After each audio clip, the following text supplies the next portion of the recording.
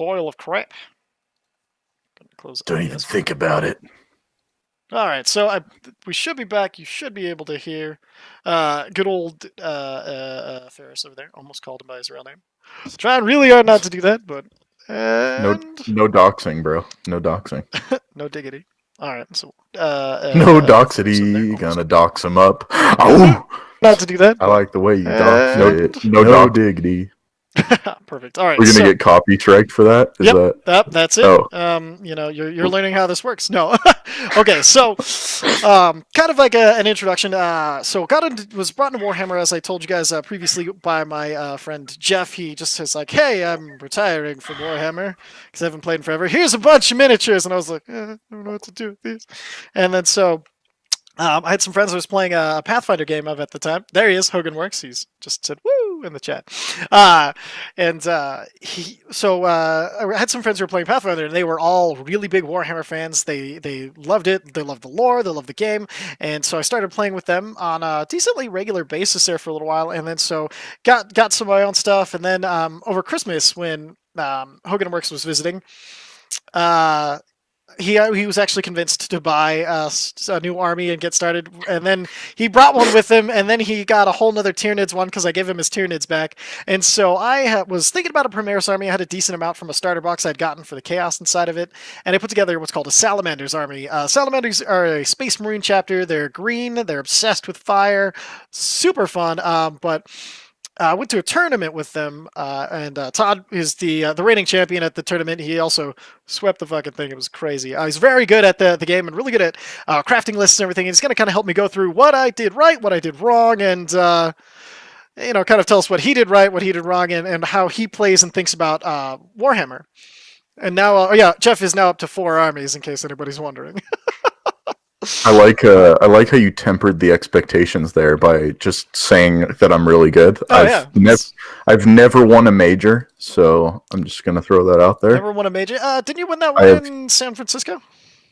I don't know if there are any events in San Francisco or Sacramento. Sorry, but that was certainly not a major or a GT or anything like that. Yeah, but how many have you been to?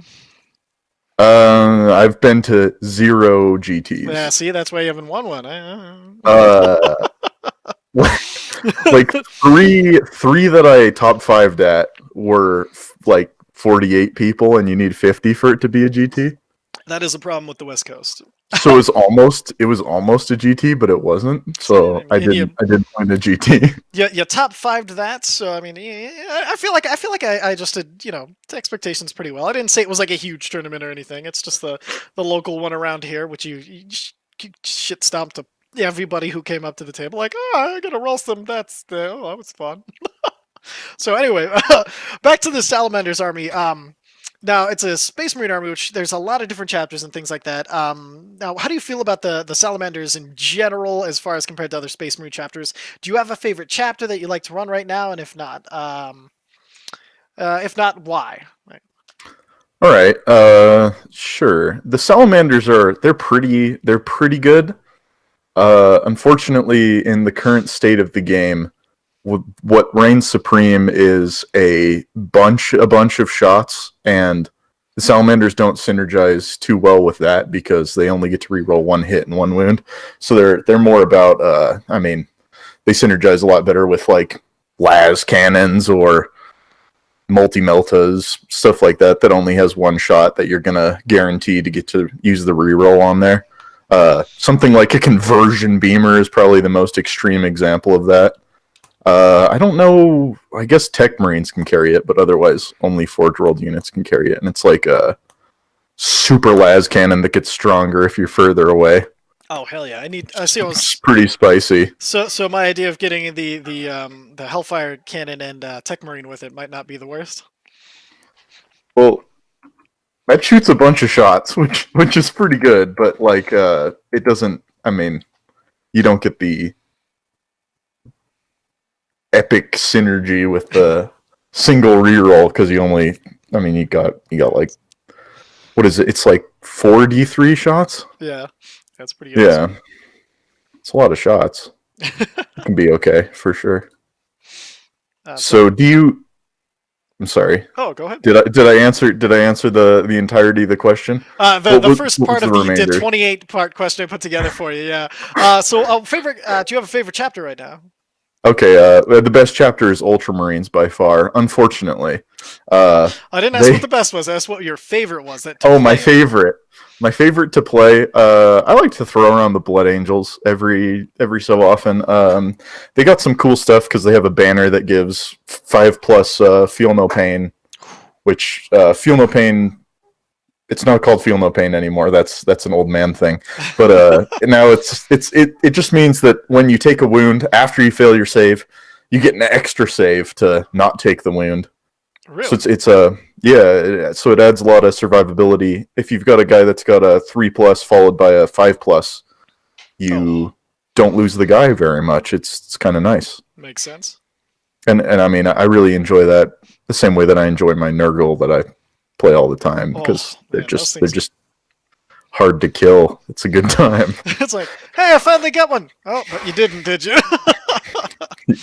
Yeah, I also think that there's something to Dark Angels because they have Azrael who gives in a 6-inch radius he gives a 4+ invuln, and that's something that Space Marines are really struggling with right now is durability because they're quite expensive, and then they die immediately. I mean, almost anything in the game dies basically immediately now. In 8th edition, everything is so deadly. The only thing that I mean, like knights and stuff can survive, but most things just you Just point your gone. guns at it and it just dies. So I know a lot of people are saying first turn is like the most important thing in this edition. Do you still feel that's true, or do you think with like the new deep striking rules that's changed a little bit, or do you still feel like first turn is king? I think it's changed a bit. I got ahead of Jeff. Not He having just asked that question in chat. I knew he was coming up on it, so I was just curious. Go ahead. nice ooh. I think that first turn is a bit nerfed because of the deep strike changes and stuff, but it's still a lot better to go first if you've got a shooting army. And I might be biased about it not being as important because of the way that I've just got accustomed to building my lists, where uh, a lot of the time I keep all my important stuff out turn one, so it can't be shot to death, and then I bring it down to hammer people. And I think that that's probably just the most optimal way to play the game at this point, or just to play so much crap that doesn't really matter if it dies, and then you're safe in the same way because you're not losing anything important. Nice. And so as far Or as play knights, play nice. or Oh because they're man. hard to kill. So you know. Well, it's really funny. I've seen you play the last time I saw you play game. You played a Knights, Blood Angels, and then was it Did I do the dirty trio of the Knights, Blood Angels, Imperial Guard? it wasn't Guard. It was the Oh, Skitarii. Admech. Yeah, Admech. yeah, Yeah, yeah. Same type of thing. it's It's just dirty. it's super. Well, that list wasn't, but Yeah. that's a way to get the super min max, where you get the Blood Angels captains, which are absolutely absurd. They have the ability to well, it costs 4 command points, but you can turn one, you can bring them into deep strike for 2 command points.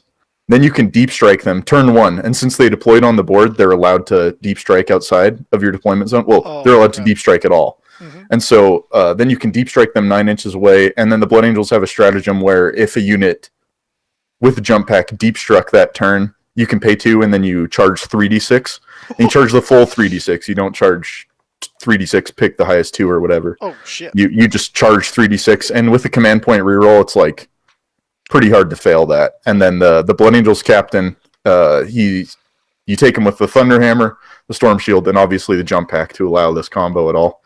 And then you've got a Strength 8 captain. When he charges, he's +1 to wound because he's a Blood Angel. Oh, And then you can wound knights on 3s, hitting on 3s, rerolling 1s, and he does 3 damage per hit because it's a Thunder Hammer, and he can have +1 attack by paying 1 command point to make him a Death Company captain, and he can have plus D3 attacks because he's Death Company and he charged for one command point, and you can pay 3 and then he can fight again. So you can blow Devastate your a knight. entire CP load and just explode some stuff. So you're like, I don't want CP, but I want that knight gone. Go, Captain Smash! Yeah. Is there So hard not to that's Falcon punch when using that one? Falcon! Pah! No. Just watch things disintegrate. that's certainly a way to do it. I don't know. That might be the optimal strategy, but like I haven't necessarily delved into screaming things. But I'm telling you, you gotta at least get into the role playing aspect. If you're playing Tyranids, make weird. You know what I mean. We got a question in chat. It looks like they're asking, what are your thoughts on the pseudo OP factions right now? The Astra Militarum, Orcs, Souplists, and Dark Eldar. okay, that's a lot. Okay. We'll start with the first one. What do you think of Astra Militarum? Statistically, they're the best army. Having Astra Militarum primary is the strongest thing in the game by numbers alone. That being said, they've had their book out for longer than a lot of the other books, so there's more time for them to collect these wins. That's right. That being said, though, when Knights came out, people incorporating one Knight with their IG primary boosted their win rate by about 20%. So they probably are the best army, like, actually. But a lot of the strength of them comes from the ability to soup. I mean, obviously, the Codex as a solo army is really strong because you can take brigades and get tons of command points, and their stuff is not bad at all. Basilisks are pretty good. Hellhounds are good. Mortar teams are really good. People try to cram in mortar teams into every list just to have that ability to shoot at stuff that you can't see, which is really strong in ITC, where the bottom floor of ruins is just line of sight blocking. So you can have them in the bottom floor of ruins. They're invincible, and then they just shoot at anything they want. Oh, holy hell! That's pretty damn good. Can you shoot flamers outside of first floor ruins? No, you have to see to shoot a flamer. There's just some weapons that say, yeah. I was hoping, just you can't have invincible aggressors shooting flamers.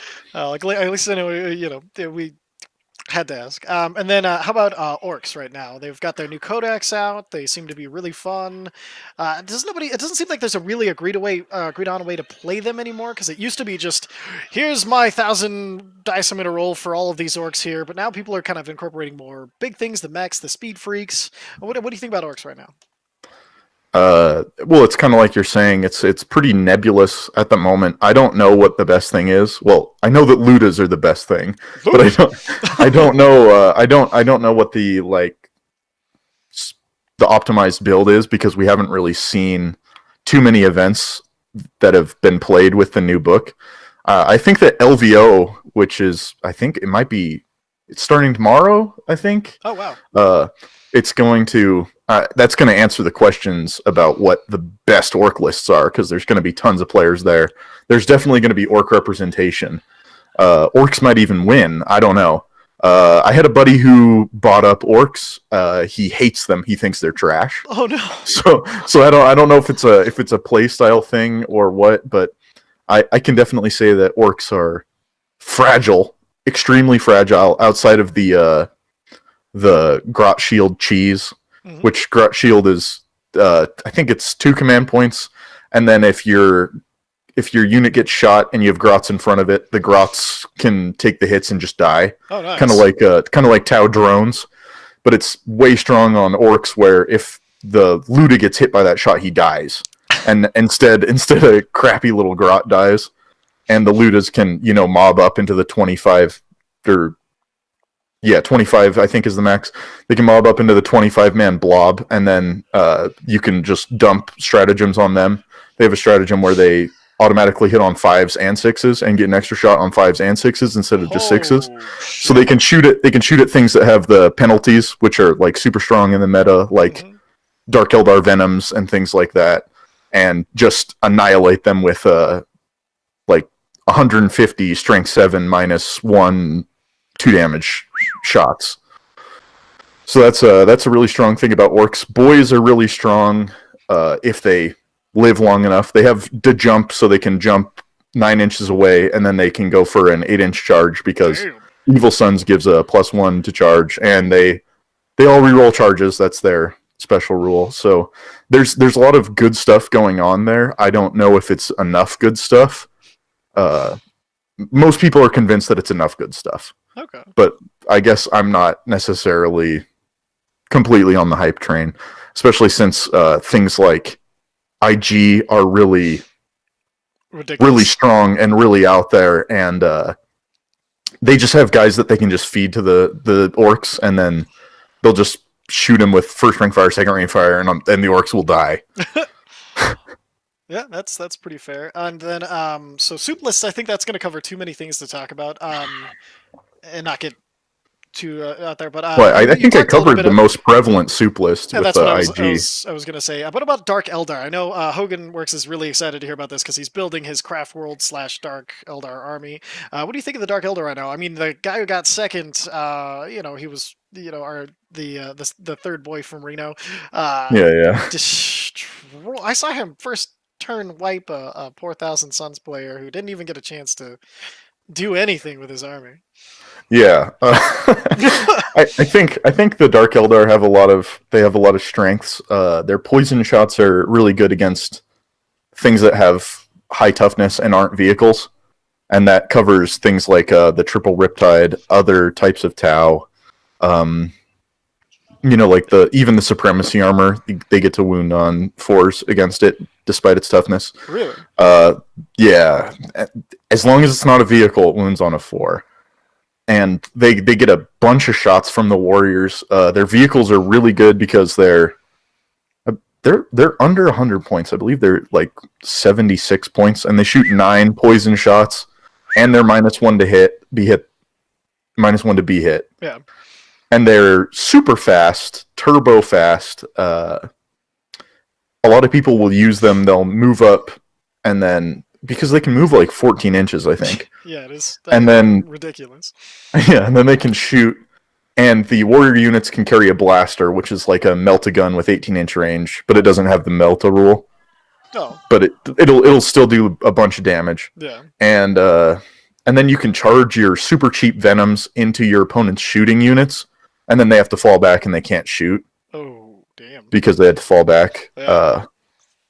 So it's got a lot of things going for it. Mostly that its units are cheap and fast, and they put out a pretty good firepower. Hell yeah. Ravagers are insane. I believe each one shoots 9 strength 5 -4 2 damage shots, and one of the big things that people do, hearkening to soup lists again, is they'll take Eldar, Craft World Eldar Psychers for the spell Doom, which some people would say is the best spell in the game. I could agree with that. Being doomed like 17 times against a guy. Oh, you got doomed. I got doomed every fucking turn. It always went off. He's like doom, doom, doom, doom, doom, doom, doom, doom, doom, doom, jinx, and like he kept rolling like just like ridiculous. Jesus, never even close to. It was real bad. Yep. That full reroll on the wounds, and then if you pair that with the 9 shots from the Ravagers that have kind of low strength at strength 5, but the rest of their stats are great, and then they're rerolling wounds, you're gonna put the hurt on some people. Oh, Dark Eldar! But another thing that Dark Eldar has, they have homunculus covens, which are they can spam out those Taloses and the grotesques, and they're really high toughness. 4-up invuln, feel no pain. Jesus. Okay, yeah. So, not looking forward to fighting Jeff's army anymore. That sounds like it's going to just be murder soup. Yeah, he just put in chat, Razorwing plus Bomber plus Hemlock equals roar. He's very excited about it. That's a lot of -1. That's a lot of -1. That's gonna be I'm not really a fan. bad. I don't like that -1. It's not gonna be good for me. I'm not about those minuses. And then finally, as far as factions go, talking about them, the faction that I think is very close to all three of us, as far as our lore wise, favorite wise, super old models, super old codex. Been a lot of teasers about it lately. What do you think of the State of Chaos? You can either do general chaos, you can split it into each individual. Like I know Thousand Suns and Death Guard are separate now. But what do you think about just like chaos in general? What kind of state do you feel like it's in? Chaos has a lot of neat tricks. That's pretty much it. Neat tricks. If they don't work, you're totally fucked. Well, I mean, like they have the tools to be a really good army. If they just But have so much cost, like what? yeah, Is that things are really expensive, and things also don't feel like. Well, they have a lot of the same problems as Space Marines, where things just don't feel like they should, like they do what they're meant to do. Yeah. Except for a few units like obliterators, and that's like the only things that you'll see is like obliterators and. Yeah, one of the ugliest sin models in the game that you're happy to have on the board, just because I know you personally, you like to I've used a lot of obliterators. Yeah, but you take the Flamestorm Gauntlet, easy to build aggressors. You said you like to green stuff the shit out of them, make really good looking obliterators, which I've seen, and they are very good looking. Some people would say they're ugly. Well, so. I mean, some people think chaos is ugly. Those people have no taste. Perfect. So, the if you were to do just a pure Chaos Space Marines list, other than obliterators, of course, and the now nerfed for no fucking reason cultists, what would you consider? How would you make that work the best? Do you think, as far as being a competitive list? So you want me to make a pure Chaos Space Marine list with no cultists? No. I'm saying, obviously including cultists and obliterators. Like, what do you think would be a strong list? Because I used to play. Well, it wasn't pure. Well, when you say pure Chaos Space Marines, are you talking pure Codex Chaos Space Marines, pure Codex Chaos Space Marines? No additional demons, or and no Thousand Suns or Death Guard. Yeah. Well, I think that a lot of the more fun things. Well, a lot of the key to having a successful a lot of the key to having a successful Chaos Space Marines detachment is army is taking all of the good stuff from all of the Chaos, because a lot of it is bad, so you need like all the good tricks. And so I mean, basically everybody that plays Chaos is going to mix in the Supreme Command detachment of Thousand Suns to get Armon and 2 really good Psyker Demon Princes or 2 Sorcerers, and then you get like reliable access to the really good spells like Death Hex and Warp Time, and that's where a lot of the strength of Chaos is. Berserkers are not bad at all. If you wanted to play strict pure Chaos Space Marines without Thousand Suns or anything you'd need. I'm just asking because I have a lot of chaos in the back, as you well know. So the and Berserkers, we've I know you and me personally have talked a lot about delivery systems for them. Do you have a favorite other than? I heard this one recently where you basically equip the Rhino with any gun that or anything that could make it explode, and then you go up for it and you just try to get it to explode, releasing everybody out, and then that way they can charge. Plasma. Yeah, exactly. You put plasma and you're like, I didn't get a 1. There it is. And then like everybody just disembarks and runs out. Like, it's probably about as good as any, but I think I guess the obvious and kind of boring answer is Alpha Legion. Yep. And then you just do the pregame move, and then well, here's a place where first turn advantage would be really strong. It's almost immeasurable for that army. As somebody who's tried it 4 or 5 times and has never gotten to go first, I want to see what happens just once. I played a Renegade army with the big 20-man blob of Berserkers, because then you get the run and charge. I was doing some dumb stuff, but then I got to go first, I think. And then you get to move, run. I roll a 6 to run, obviously. Clearly. So I move 12, and then I warp time them, and then I roll a 6 to run, obviously. And then I've moved 24, and then I, if you move 24, you usually get to charge. Yeah, I mean, if somebody's still, without a charge range there, they are just lining the back of the table. Yeah.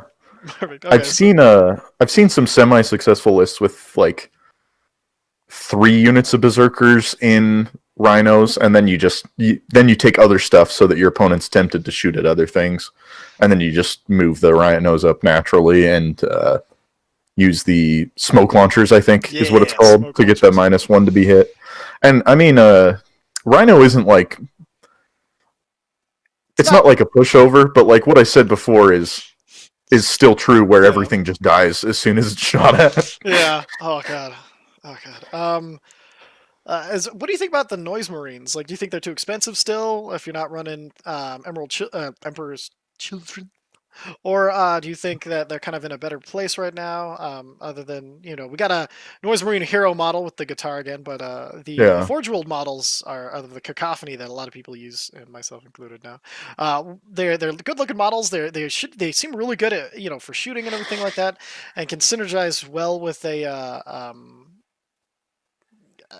an Alpha Legion an army as far as getting some more shooting on the board and everything. But what do you think? Do you think they're still too expensive to be like really that viable as far as a competitive scene? Well, I've recently spoken to a few of the high-ranked ITC Chaos Space Marine players asking about Noise Marines because I was not sold on Noise Marines. But having spoken to those people, they the strength, like I was saying before, kind of comes from just the cheese, the little tricks, right? Yeah. Because the trick with those guys, you take the huge unit, you infiltrate up with Alpha Legion. I don't know that there's a competitive Chaos Space Marine list that isn't Alpha Legion, Yeah, I don't but either. Plus, they're just the coolest lore-wise, in my opinion. yeah, fail Baden, screw Black Legion. Am I right or am I right? But yeah, you move up your huge blob. Then, if you get to go first, you use Veterans of the Long War for +1 to wound, and then Endless Cacophony to shoot twice, and then you're shooting A quarter of a what billion shots. Yep. 60 shots twice, or well, you subtract the Blastmaster and then Yeah. add back in the Blastmaster. You know what I mean? Oh yeah. It's a bunch of Strength 4 shots that have +1 to wound. Ignores cover, which is nice sometimes. And then during your opponent's turn, they kill all of your Noise Marines, and you use the Music of the Apocalypse, Yeah. which lets them shoot Symphony before they die. of the Apocalypse. Is that what it is? Yeah, it's I called don't even know what it is. Yeah, and And then then they shoot the again, and they get that for free almost. right, but Instantly. here's the thing. If it's not the shooting phase, you can shoot at characters because the rule for not shooting at characters is only in the shooting phase. Wait, And what? it might That yeah, so cannot if be you right. no, it's true. So Holy shit. if you charge into combat with your opponent's Gene Stealers, say, Hmm. and then they kill all of your guys or a In bunch the of your guys, in the melee you're allowed to ones. shoot even though you're in close combat because that's part of the special rule. Yeah. And then you can just shoot at their Malanthrope or whatever and totally mess them up. Dang, So nice. that's like the secret trick with those guys. Holy shit. Yeah, Well, because it's not so secret. Apparently, all the good Chaos Space Marine players use it, but that's I the never did. I don't know. new tips and tricks. All right, I'm gonna have to include that. All right, so we'll probably get into the lists now as far as what I ran, what you ran, kind of what we came up against, and I know you said you took some notes and everything and had some thoughts on that. Do you want to? Where would you like to start? Do you want to start with the list itself, kind of how it kind of things that you saw, whether it be strengths and weaknesses, and then, or like, do you want to start with your list and how you built it? Do you want to just start with like the first turn and kind of, or the first round, kind of how it went and why it went the way that it did? Do you have what are your thoughts on where you'd like to go? Oh dear. Do you have your list written down? Because I didn't write down your list. I only wrote down your opponent's lists. Yeah. Let me send that to you. 1 second. Do do do do do. Oh, I just actually send it to you through this. Yeah. While I'm doing that, do you want to tell the lovely people about what you brought? Yeah. I think I remember what I brought. I was using one of my favorite things to use right now, and probably for the foreseeable future, is I like to use a Death Guard Spearhead with a Demon Prince of Nurgle with wings, Arch Contaminator, and Suppurating Plate. The Arch Contaminator Warlord trait makes it so that you reroll all failed wounds with plague weapons. Normally, they only reroll ones to wound. And then the Separating Plate is a Death Guard relic that gives a 2-up armor save. And if you pass a save in close combat on a 4-up, the unit that's attacking you takes a wound, a mortal wound. So he can just charge into a big blob of orcs and then pass a bunch of saves and just kill them all. Holy shit! Which is it's pretty over the top. I like it a lot. He also has access to psychic power that gives him +1 to wound, which can be useful. Or he can cast a -1 to be hit spell. And then to complete that spearhead, I take 3 Plague Burst Crawlers, which are amazing. Toughness 8 tanks. Yeah, they're amazing. Toughness 8 tanks, 3-up armor, 5-up invuln, and they have the 5-up feel no pain as well to ignore the wounds. And like they don't look. Well, when I first played them, I thought they were terrible, and then I sold them, and so I had to rebuy them 2 years later or whatever. So I had put these entropy cannons on them, which are like las cannons. Yeah. But it turns out that it's just garbage. Even though it has a super long range mortar, so you'd think like, oh, you just put the las cannons on it, and then you just sit there and shoot people. Yeah. That's terrible. It's garbage. So you take the Like, you have we made the mortar. it tough for a reason, damn it. Yeah, it's gonna run in and kill stuff. Or it's like the mortar.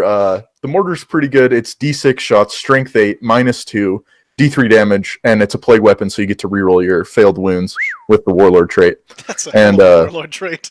Yeah, but the problem is the stupid crawler is only ballistic skill 4.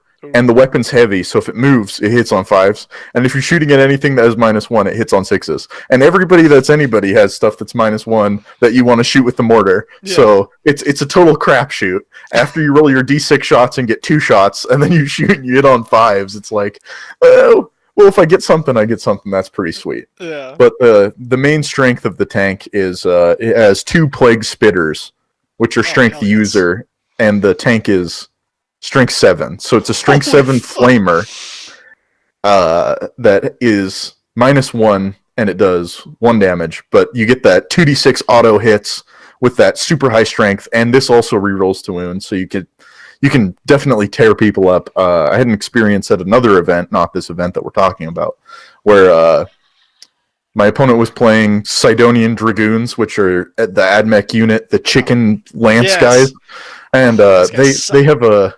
Yeah, they suck. Have you played against those? Yeah, against you. You fucking bust out your super sweet painted ass army, and you're just like, oh hey, this is like your first game. And I was like, okay, I move my little tank. We shoot it to death. Okay, well I'm gonna charge. We shoot you to death. Like it was really fucking funny.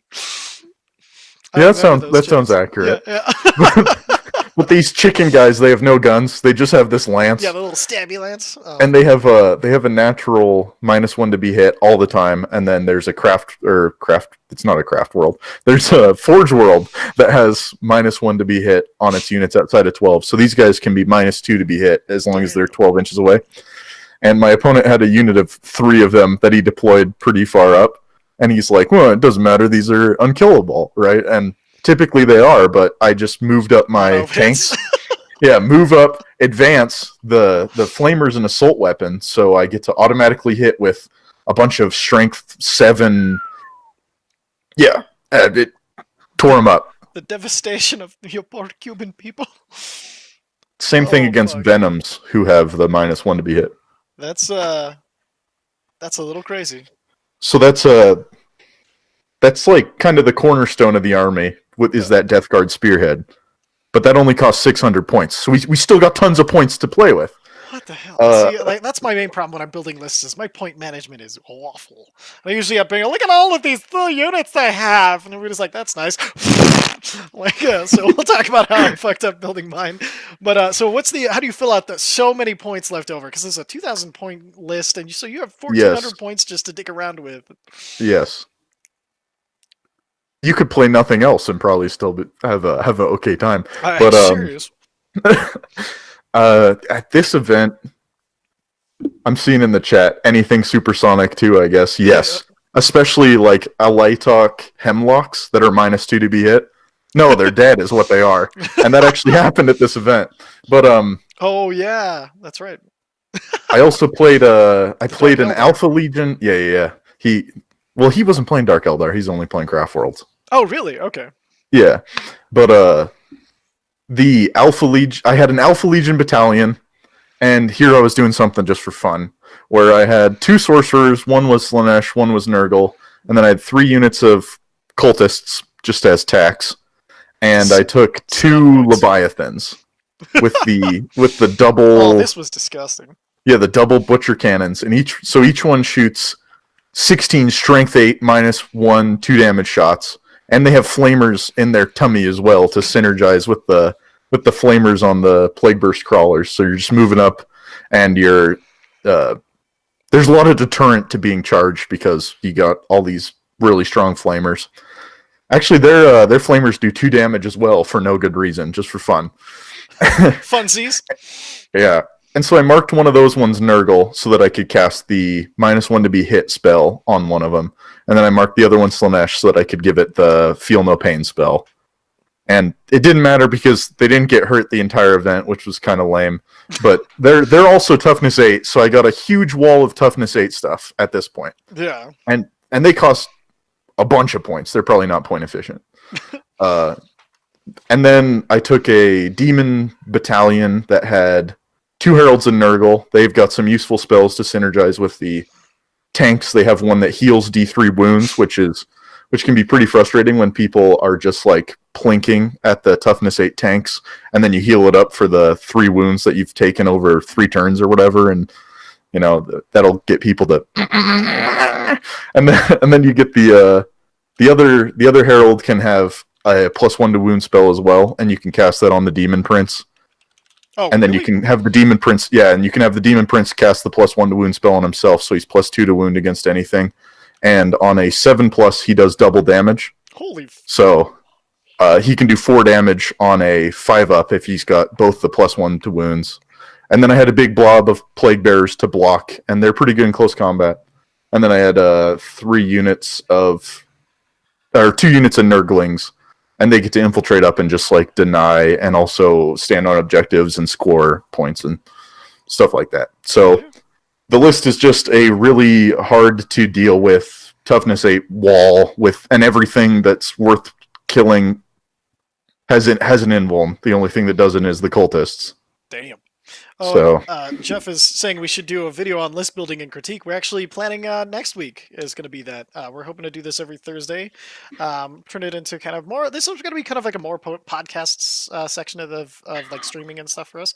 And maybe we even get you in here, Jeff, for one of them or two. I just wanted to keep it focused on one-on-one for now because it's much easier to manage and so yes, that's definitely something we are planning on doing though. We've actually already talked about it. um so you brought this insane ridiculous list, and it was really funny watching people just trying to figure out what to do and what the priority was. I remember one of them was trying to like pick out your warlord and snipe it down, and then he he just did. He one did, shot my warlord. which was pretty I was like, oh shit. And That you're like, scumbag. it's Take away my rerolls. and the funny thing was, you're like, oh man, something important died. I mean, kind of important. And he's like, what? Yeah. That was pretty funny. He was celebrating that one, but it doesn't last because he doesn't do much. He's just kind of there. Oh man. And then I sent you the list that I built on Facebook. Yeah. And it's not split into the proper battalion. I just split into 2 battalions. I just put all the units on that one. Because I split it into 2 battalions for more command points. Let's see. Okay, so your first game is when I actually got to sit and watch. Can you explain what you thought was the like what you did right, what you could have done better, or like just what the other person's obvious weaknesses that you took advantage of were, or how you would even fight your army? What happened in my first game? It was against the You were there. You watched it. yeah, it was against the AdMech guy who brought Inquisitor Eisenhorn, and he had Yeah. the tunneling mech that came up and dumped out a bunch of Yeah. guys who died instantly. It was pretty much him trying to do anything and getting picked apart. I think he did the most damage to my list out of anyone. He Uh, he took down some of the he, plague crawlers. I remember. yeah, I think he blew up 2 of them, which was Yeah. pretty startling because none of them died the rest of the event. That being said, it's not like a super competitive atmosphere. No. Uh, Even and I didn't feel out of place. That's how not really that competitive it was. I was like, hey, next time I probably could get, fourth, maybe third, if I really tried. I mean, I honestly, I was a little bit of a bully at this event. I took a list that was really hard to deal with if you're not ready for it with all that toughness 8. But I also kind of use those events to see how stuff's gonna run. Uh, Makes I sense. liked that one. The Leviathan, like all that toughness 8 is just Ridiculous. monstrous. Yeah, he had a lot of shooting. He had some Onager Dune Crawlers, which have a strength 10 laser that does, I think it's -4, and it does a minimum of 3 damage. God damn. Shoots D3 shots, so he was able to get a lot of wounds through and blow up one of my crawlers. Also, he infiltrated up his Electro Priests. I forgot the name of them for a second, and they can do a bunch of mortal wounds. They're insane. And then he was able to make, I think he made like a 10-inch charge with those guys Yeah, into yeah. the Plague Burst Crawlers, and the Plague Burst Crawler couldn't Overwatch, and then he just annihilates it with all the mortal wounds. And then after the Electro Priest kill something, they get a 3-up invuln. So they're really annoying for most armies. Hell yeah, But that sounds ridiculous. Chaos, yeah, but Chaos has that stupid spell Death Hex, and you just take that away, and then it dies No more of instantly. that. It's like, oh, you had an invuln. No, you're dead. So he after my turn, we only got to turn 3, I think. I know he was Yeah, playing. He was slow rolling really hard for it. Felt like I don't think it was intentional, I but don't think it was intentional, but it was like one of he's- those. He didn't feel. Like had you played him against this army before? Do you feel like it was like a new army for him, maybe, or is he just a I slower think that player? he had never seen anything like what I was playing, and he was having a hard time making choices against that huge wall of toughness 8 stuff, and it's hard to take any of it down. It's not easy to do target priority against a list like that, and I think that target priority is one of the most important aspects of the game. So that's kind of like target priority is kind of where you can evaluate what stuff is good and what stuff is not good, because of like you can have stuff that's strength 25 in melee. I don't think there's anything that's actually strength 25 in melee, but if it moves 4 inches and it like can't deep strike and it can't get into combat, then it's useless. Even if it kills everything that it gets in close combat with, it's basically useless. And that's where target priority, where like things like ranges and stuff like that, Yeah. like that's all tied into target priority. You need to be able to use your strong stuff against their strong stuff. Otherwise, they just use their strong stuff against you and you die. That makes sense. We got a question. Let's see. What weaknesses do you think that army that you brought for that list? What unit or factions would be super challenging for it to go up against? Like landscapers? No. Castellan Knight would be pretty good, because as far as I last did the math, I don't remember exactly, but I'm pretty sure the Castellan can just one shot a Leviathan, and it can just one shot a Plague Burst Crawler, and having the Leviathans one shot would be pretty damaging because it's 300 points, and it just got one shot by a 500 point Castellan, and then next turn the Castellan one shots the other Leviathan, and then it's like, oh well, where am I now? I feel like Of the course, that feels too cheap almost. yeah, a lot of people think it's too cheap, and there was a lot of speculation about it getting a points increase in the chapter approved, but that just didn't happen. So it's kind of running rampant still. Now, do you think the chapter approved was meant for more people getting into the hobby, or do you feel like and ignored a little bit more of the actual competitive scene, or do you think it was just one of those some good things, some bad things? We'll see where they're going with it. Like, what did you feel about that chapter approved? Um, in hindsight, I don't know that it really changed anything. And then like Other than the deep that's strike that's rules? it's well that I came guess from the that big came from, yeah, FAQ, never yeah. mind. So you can take power fists on your intercessor sergeant. That's really cool. Nice. I don't know that anything that they changed had an impact on the metagame. Like there are a few, like they made things that suck less. That's for the most part, which is nice. Like a larger play space is better for everyone. Yeah. There's more options for the competitive scene, and people that are maybe just huge Grey Knight fans, their Grey Knights are less awful, and they can actually, have a bit of a good time. Right. So I think that it's a positive thing. I haven't been in the hobby for a super long time, since about the middle of sixth edition, but this edition is the first time that they've really done stuff like this, from what I understand. I could be wrong. Maybe in second edition they changed the points all the time and they were super responsive, but I don't know anything about that. I do know though that during seventh edition, it was like if you had a bad codex, You it were was just wait 3 years or whatever. And it's okay. it's not like, yeah, it's not like now where you could get your army buffed at almost any moment. Like That twice a is year, you can get your army buffed. that is pretty neat. The FAQs can buff your army. So another question. 1D4chan says orc or any like horde mass armies can be accused of slow play. Is that like rolling dice too slow, or have not bringing like a dice roller? What do you think? What would that? What is slow play other than So contemplative? so slow play from a competitive standpoint is you play slowly, right? Yeah. You take a long time to move your models and stuff like that, so that you go to time before you have a certain amount of turns. Right, so the way that an orc army would slow play to win games is you'd move your huge horde of orcs, On take the all the whole board, objectives. yeah, and then wait for the game to end by playing really slowly, and then you have all the objectives, right? Where if your opponent had 5 turns, maybe they kill all those orcs. Oh, But I don't know that it's so prevalent, but I guess that it was because ITC has no started turn to rules. implement more and more chess clocks.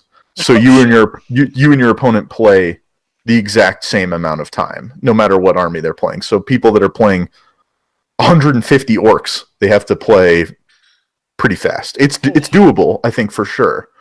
Uh, It wasn't I so used to. restrictive, but it's one of those. It kind of takes that as a legitimate strategy out of the card deck as much. Well, it's never a legitimate strategy. Yeah, That's a bunch of sorry. bullshit. As a Yeah, legitimate yeah, or yeah. illegitimate way to tourney Yeah, by it makes it yourself. illegal, right? Because if you have a 3 hour round and you and your opponent each have an hour and a half to play, and you use up your hour and a half, ITC is actually super punishing with this, right? Because like if you still have time and your opponent has no time, you get to do whatever you want, and they're not even allowed to make saves because they don't have any time to make saves or You've run attack out of back. time to roll dice. Fuck Yes, you. yes, because you switch the chess clock when your opponent is making saves. Yeah. I've played with the chess clocks a couple of times, but Do you I've get? never gone to time. I don't think I've ever really gone to time in a one-on-one event ever. But I'm either annihilated or I've won before 2.5 hours. It's as long as you and your opponent are playing at a reasonable speed, you'll get done. But Nice.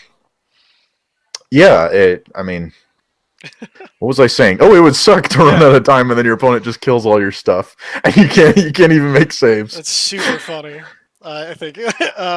So okay, I guess one more faction question before we go back into lists. Now that you have it on everything, in all caps, we got what do Tyranids do? Yeah, I don't know. capture. Actually, at the last event I played at, a 46-person event, patrol detachment only. I played against a guy named Dom, and he was playing a lot of little bugs because at 1,000 points, I think he had 90 Hormagaunts in his list, and you can play it plenty fast. Lots of people do. And then once your stuff dies, your turn doesn't take as long. It's fine. You know what I mean?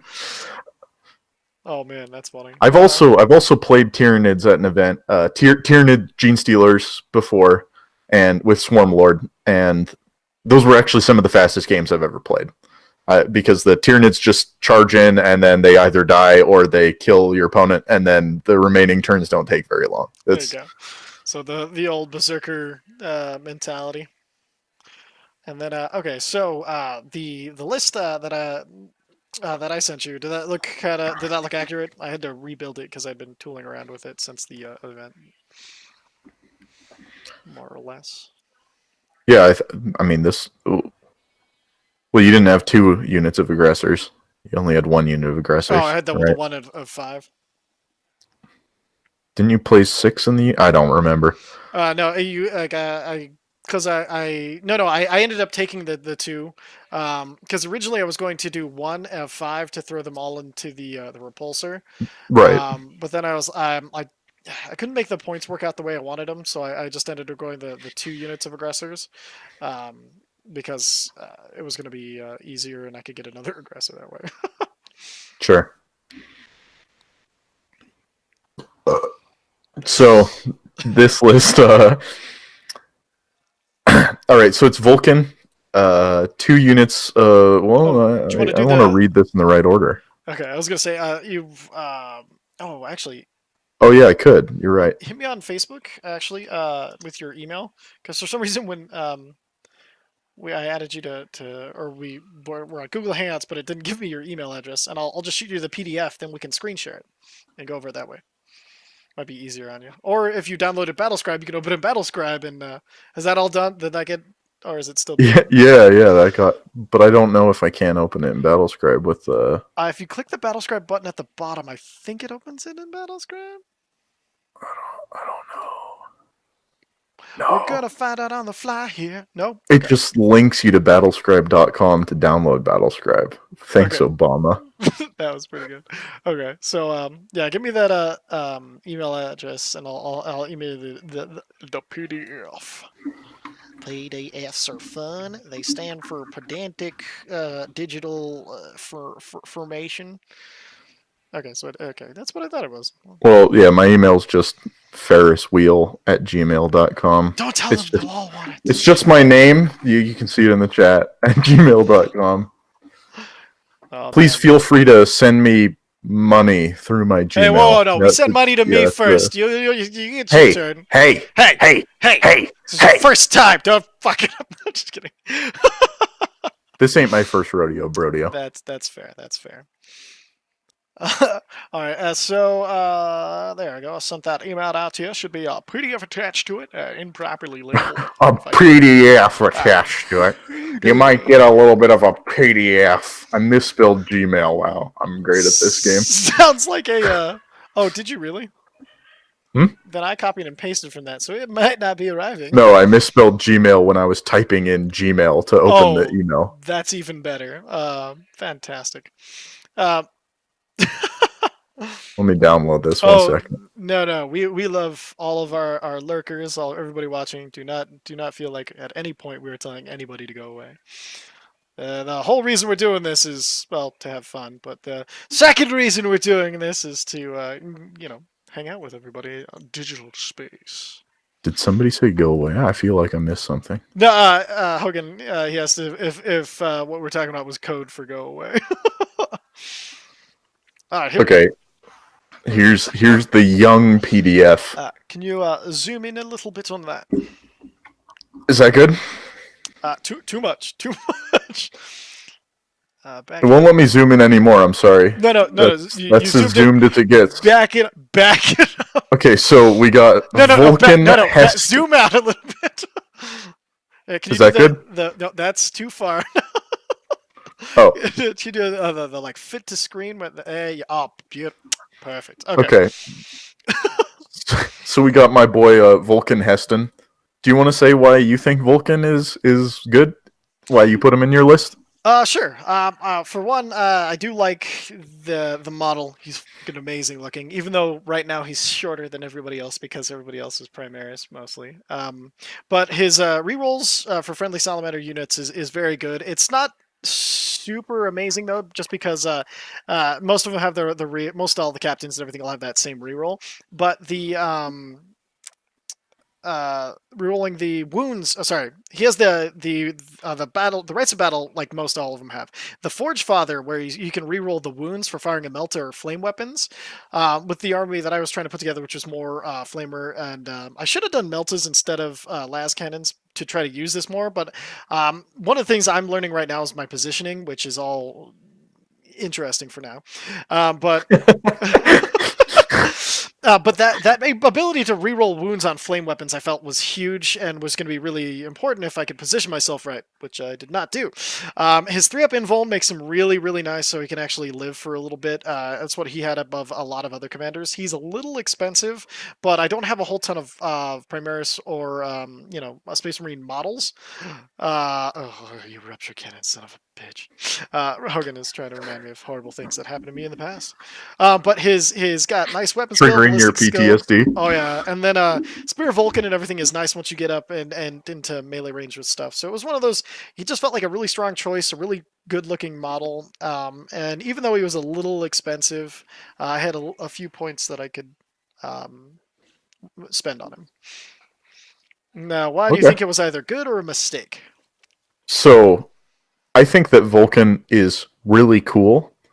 I think there are pros and cons with my poor boy Vulcan because he's got He's that just a poor boy from a poor family.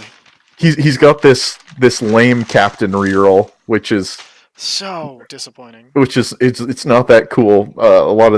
Every other chapter master has the full hit reroll on all shots, and like I was saying at the beginning of the stream, the salamanders kind of suffer from their reroll favoring, well, their reroll and now Vulcan favoring these one shot high damage weapons, and that's just not.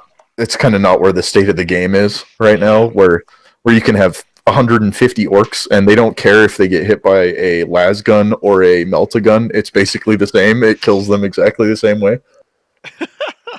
But I do think that there's this the Forge Father rule is pretty sweet when like Hitch was saying with the reroll wounds on meltas and flamers. He's kind of a baby Gilliman in that way, and Gilliman's insane. And so, I kind of kicked this around with my buddies to see if we could come up with something that made Vulcan the king of the castle. Yeah. And we could really put the hurt on people. And kind of what we came up with was, and this is it's a bit spicy, and maybe not the smartest thing out there, but I'm pretty stoked on it. I'm pretty excited myself from this description. So we're kicking around Vulcan with maxed out 3 units of Devastators with multi meltas. Oh. And then you can deploy them in rhinos so that they're harder to kill. Yeah. And then, since the range of the multi-melt is 24, they're basically, they've got the ability to do damage turn 1, which is kind of the weakness of Melta. Like I was saying before with the target priority thing, when you got a 12-inch gun, it's kind of hard to ram it up a knight's butt. But when you got a 24-inch gun, you can shoot at knights. It's a thing that you're allowed to do some of the time. That's the reason I brought the las cannons this time around. Yeah. And shoot a knight in the butt, and he exploded. Oh yeah, shoot it in my butt. With the full reroll as well, I don't feel so bad about the multi-meltas because you can move and then shoot and hit on 4s, but then you're rerolling 1s and 2s. So you go from 66% if you're just standing still and shooting to a 77% if you're moving and you get that reroll. Damn. So that's pretty good. And obviously if you're standing still and then you get the reroll, it's way better than 66%. And then you really pick up on the statistical percentage on the wound roll, because a lot of times your melt-a-gun, when you're shooting at that night, it's going to wound on a 4, and that's not amazing.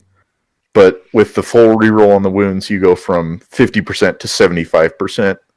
So all of your melt-a-guns are worth 150% of what they're normally worth. That's pretty worth. Yeah, so you can get some pretty cool stuff going on there. That's what we were thinking with that. You get your big block of multi-melta devastators with like a castle around Vulcan. That sounds fun. And awesome, actually. I have some rhinos. I might have to shave a few spikier bits off of them. But yeah. And then you can. My buddy went full in on this idea, and he was saying something like taking 9 tactical squads with a multi-melta in each one. I don't think I would really recommend that, but all that excessive. yeah. All of that does fit into 2,000 points, though. So, I mean, there's that, I guess. Another thing that I was kicking around to make the best use out of Vulcan is Stern Guard veterans, or, well, they're not called Stern Guard veterans. Sorry, Stern Guard or company veterans, and they can all take combi weapons. Mm-hmm. And you can make that a combi melta or a combi flamer, and then we're gonna resurrect the relic of the past, the good old drop pod, and you can drop pod them in, and then with the full reroll on the melta and with the drop pod, you can get inside that 12-inch range. That's the magic. Pretty hard. Well, sometimes you'll be able to, sometimes you won't. Yeah. And then with the Stern Guard and the vets, you have combi meltas, so if you need the bolter part to shoot some stuff, you can shoot the stuff, and then you can shoot the melta, or you can do combi flamers, and then you drop pod in right next to them. You're not going to be allowed to flame right when they come in, which sucks.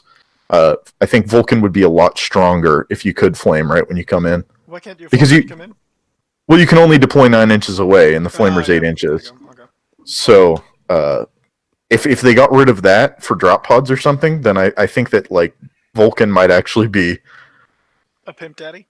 Yeah, like a competitive model maybe, because come in with the re-rolling flamers. Flamers become insane when they re-roll wounds. Dude,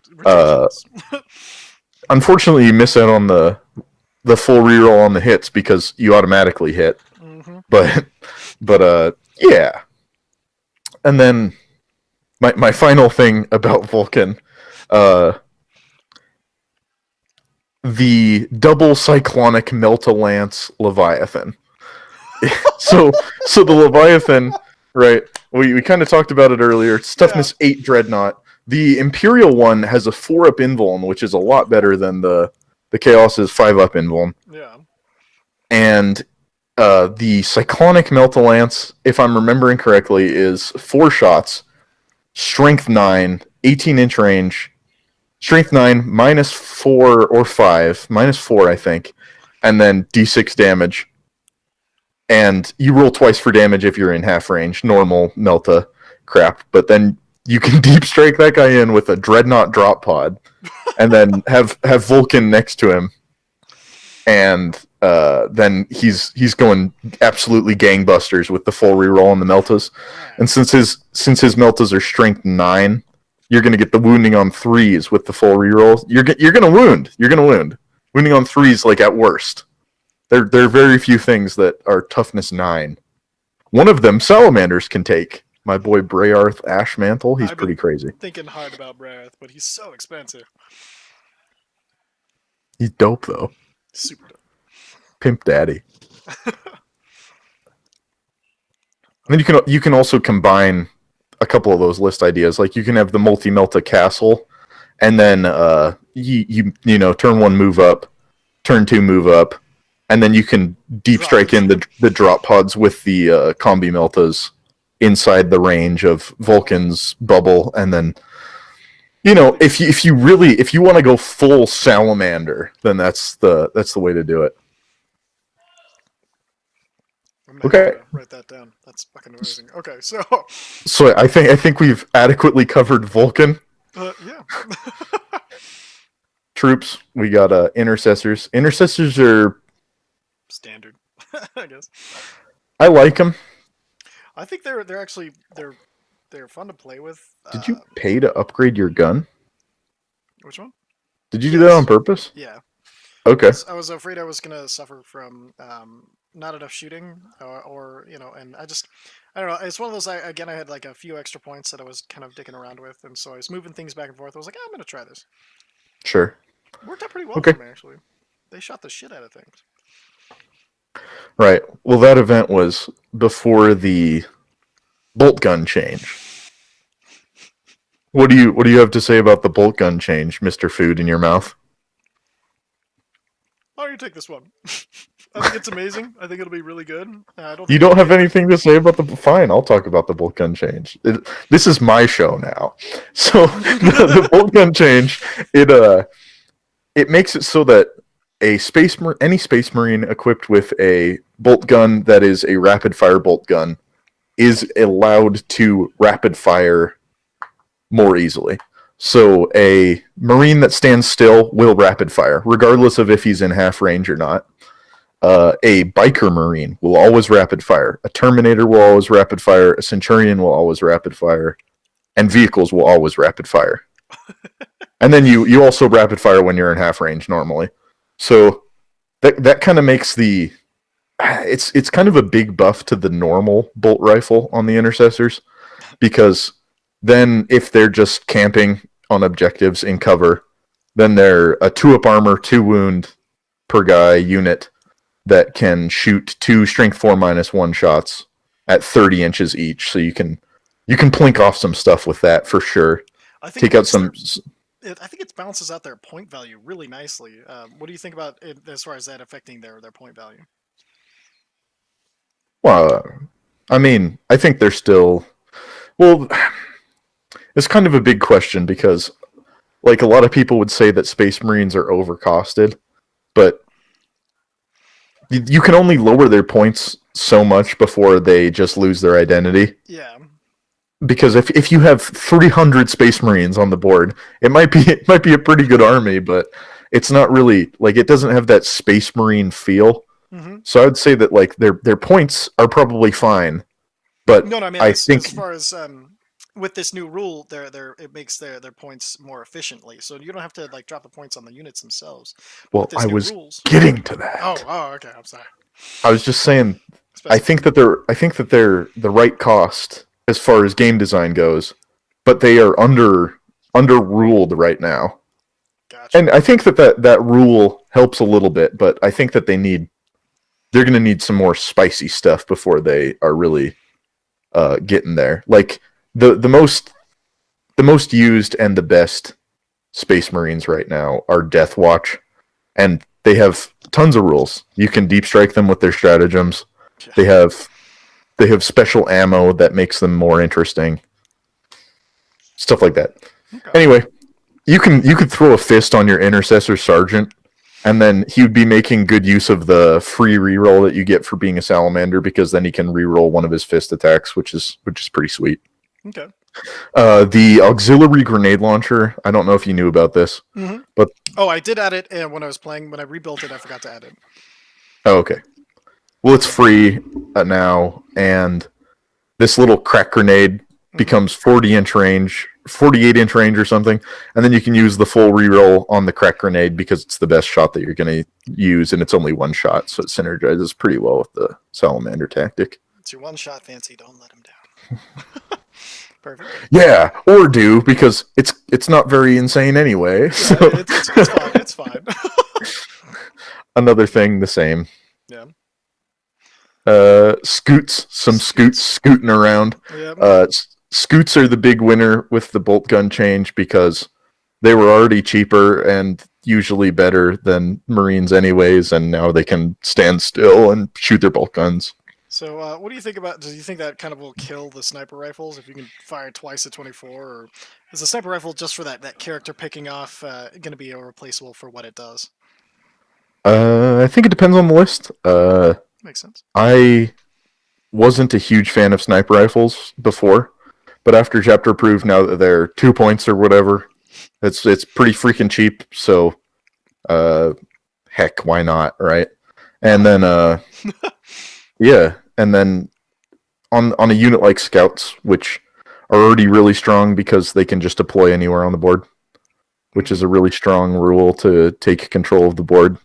That was my other big thing that I wanted to stress about basics in the game. Target priority was the first one, and board control is the second one.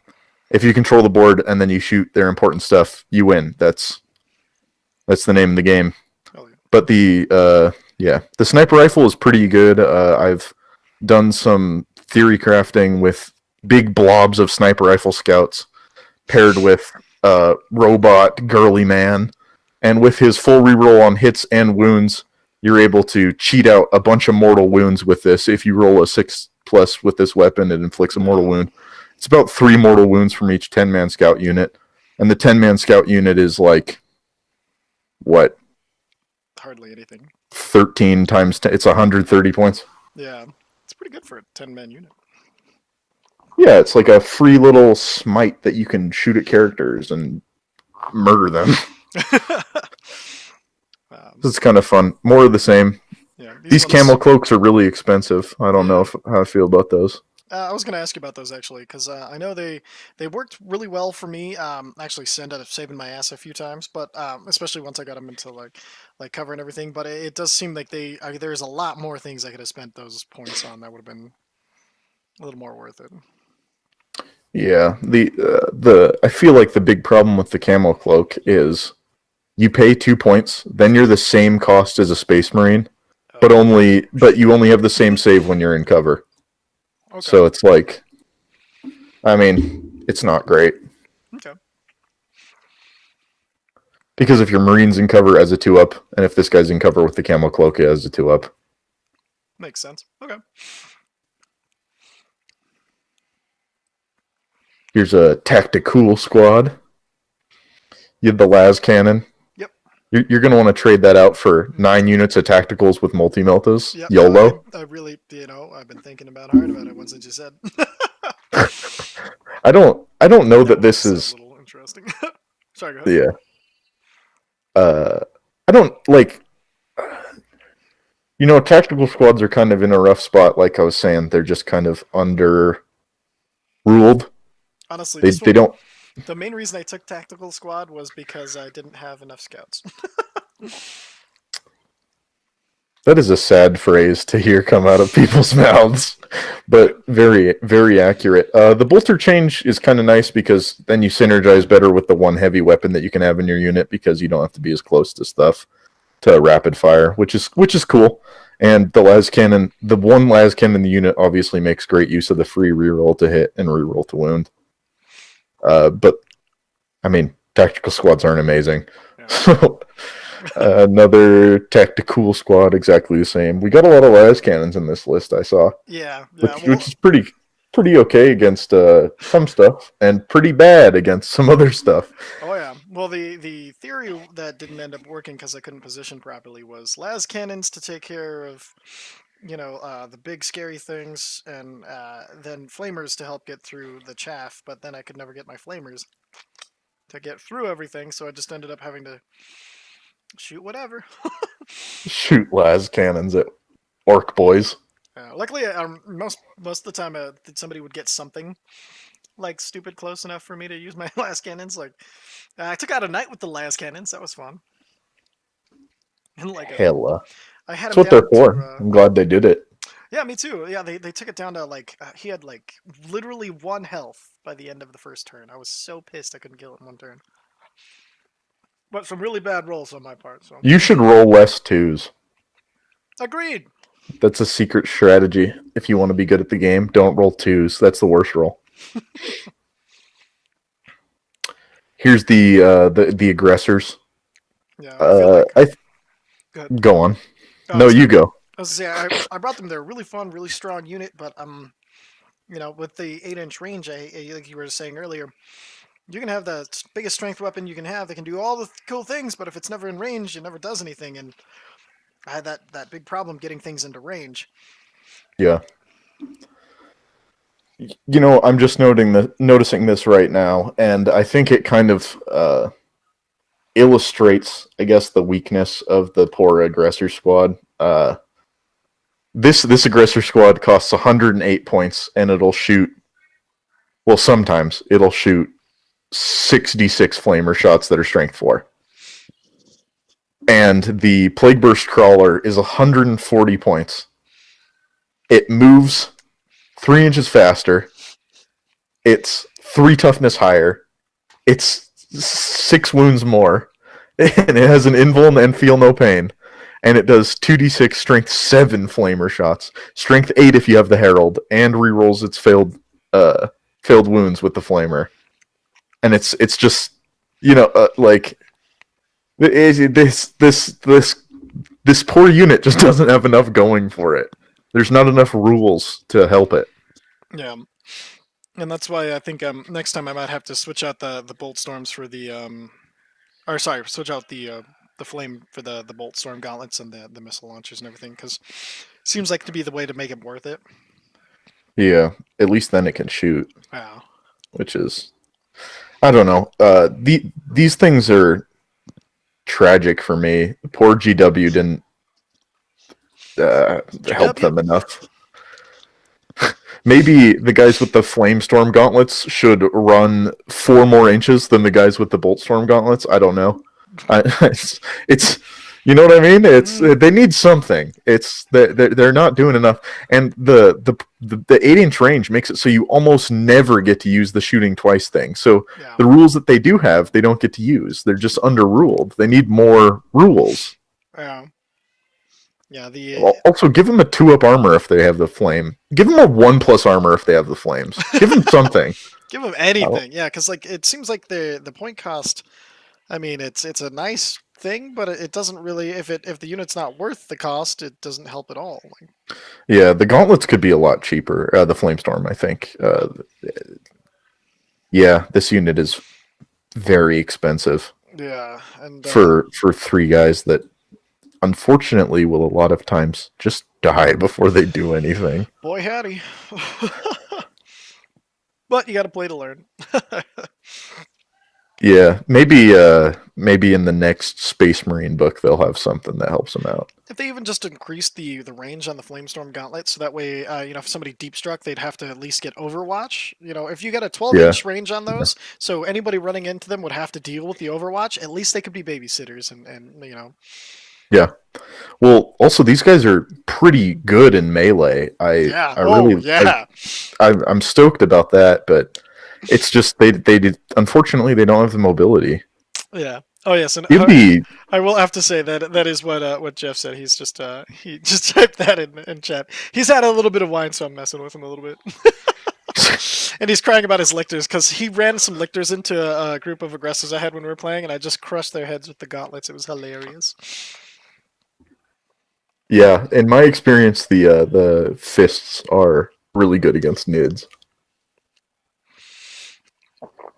I've been playing, just to make this more about me, but it's my show, so I've been playing some Deathwatch. They're allowed to mix the units of Primaris, so five intercessors, 4 aggressors, and an inceptor, and I put the fist on my sergeant, and then when you charge in with your intercessors, also Deathwatch can deep strike their Primaris. So then you're there, so you can do all your shots and stuff. That's all I need. I mean, if I could deep strike them, fucking. Well, if they should increase the Flamestorm Gauntlet range to 10 and let them deep strike, so you can deep strike and then flame people. It wouldn't break the game in any way.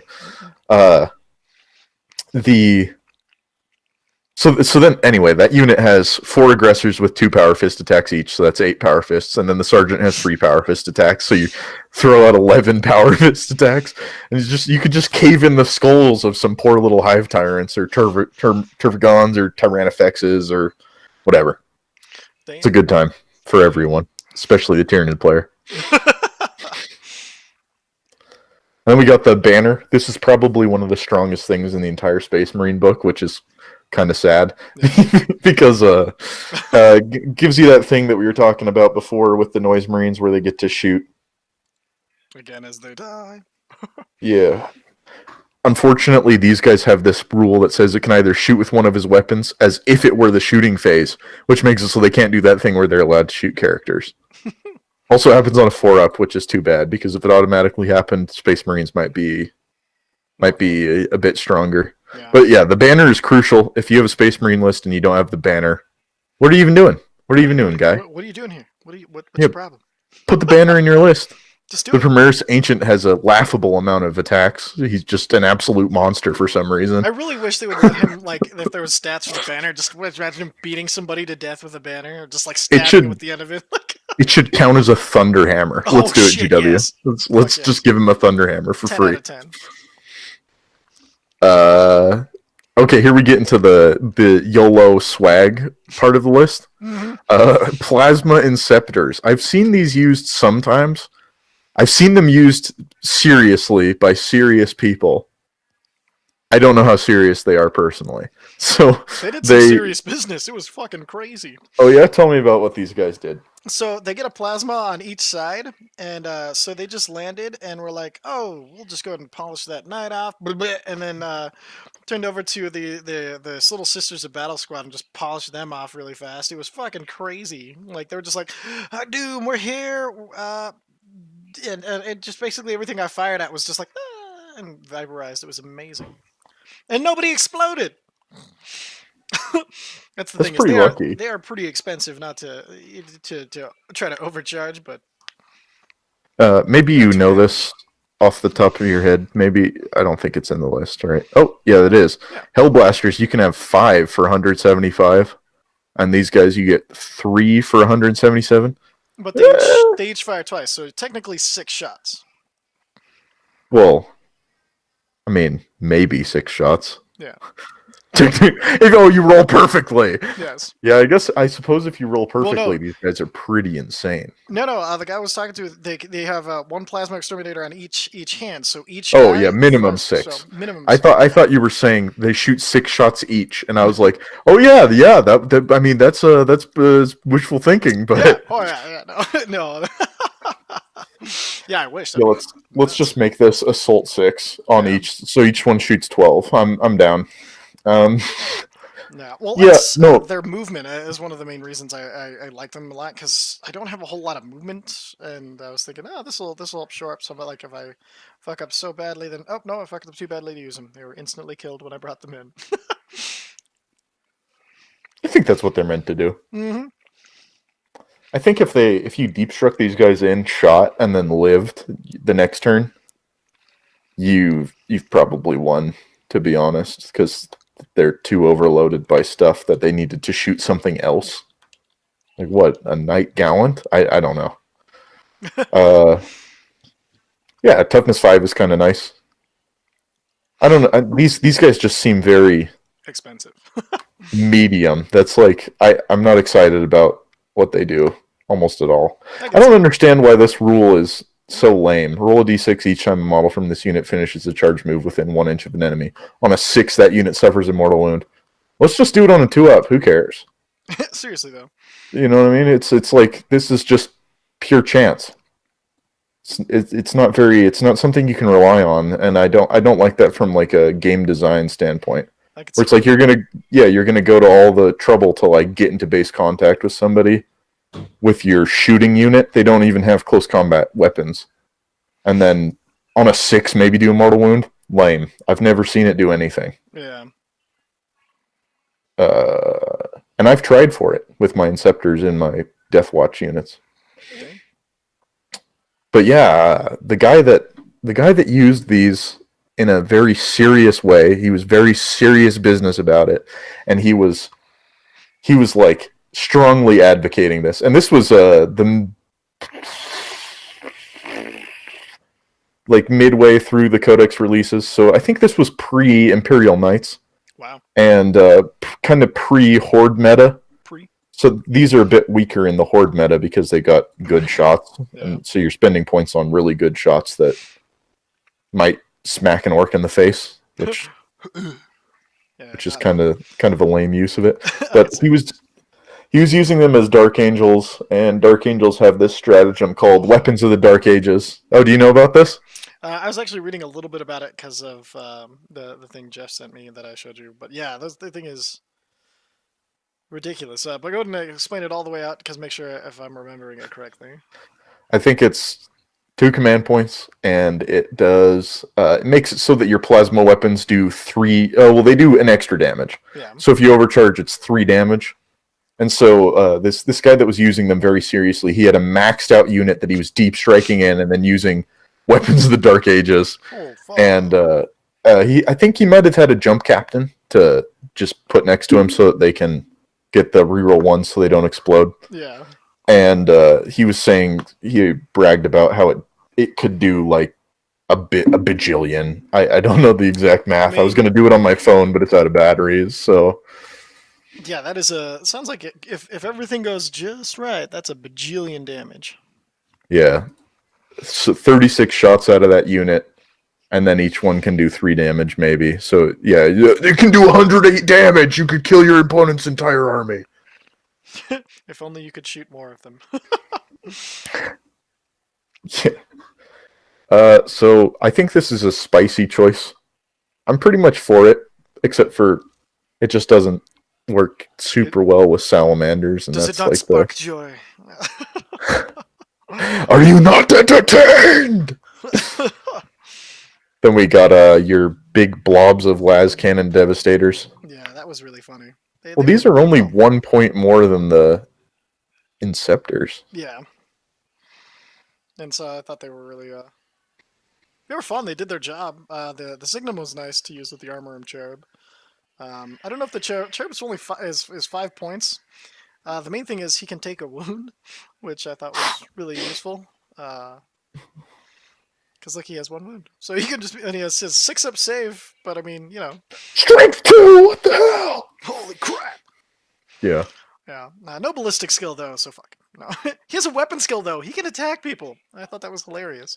Yeah. Just imagine his little floating up, just what the fuck? Ooh, kill him! Ooh, kill him!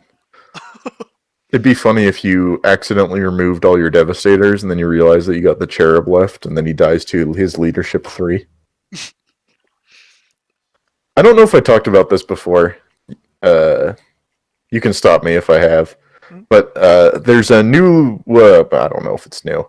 There's an FAQ now that if you use the Hellfire Round stratagem or the Flak Missile stratagem, and then you use the Armorium Cherub, the free shot that you get from the Armorium Cherub also does the mortal wounds from the Flak Missile or the Hellfire Round. That's pretty good. Yeah, so you can do 2d3 mortal wounds with a heavy bolter in the unit.